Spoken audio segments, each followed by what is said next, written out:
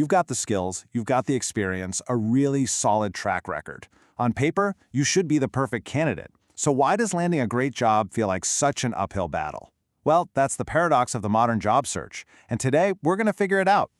Does this whole scenario sound familiar to you?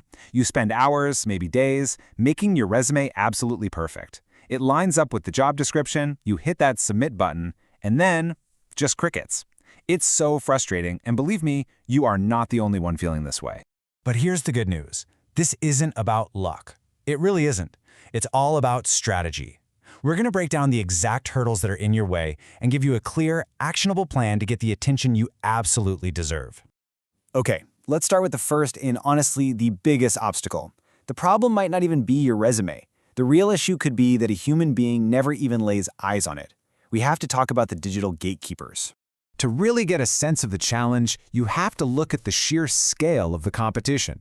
A single job opening at a big company can get more than 250 applications.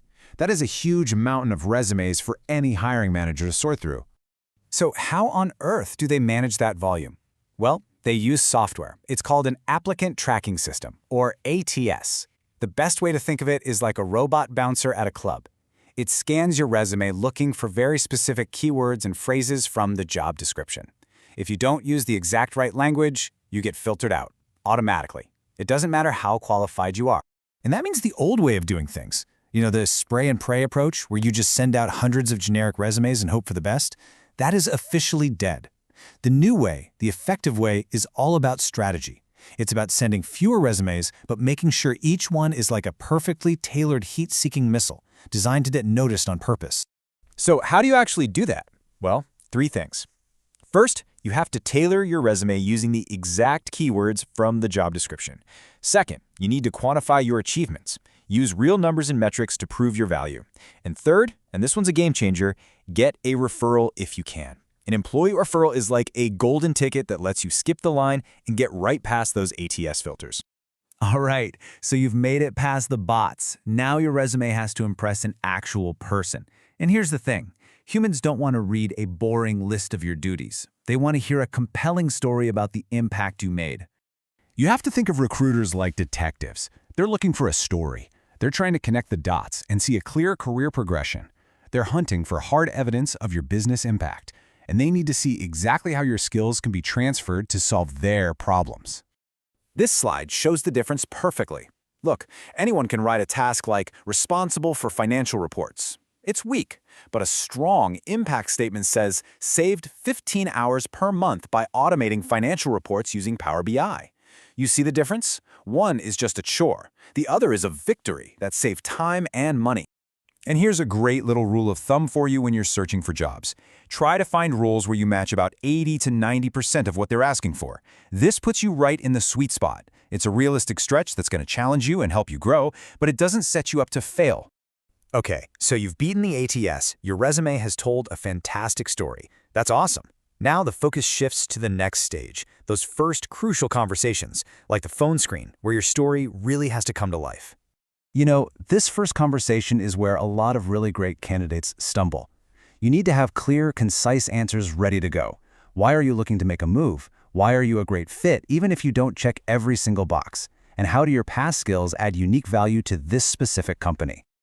Now let's shift gears for a second and talk about mindset. This is so important. Some parts of the job search are completely out of your control. And you know what?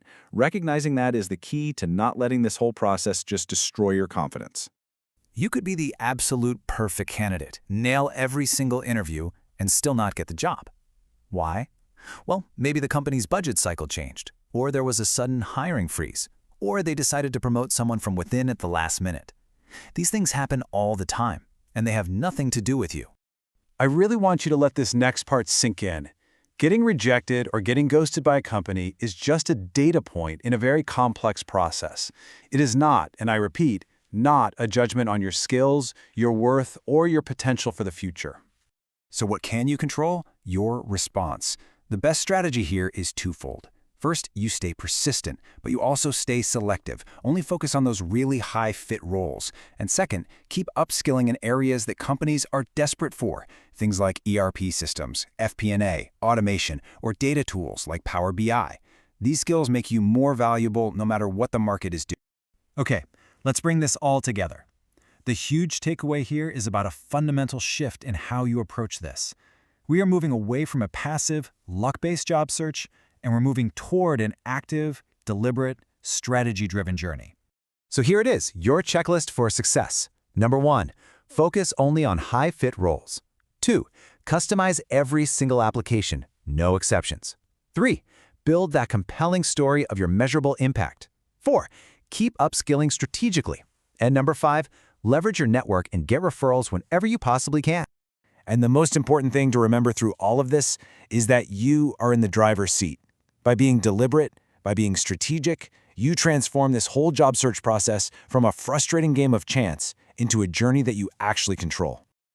So I'll leave you with this question. Based on everything we just went over, what is the one strategic action you're going to take today to take back control of your job search?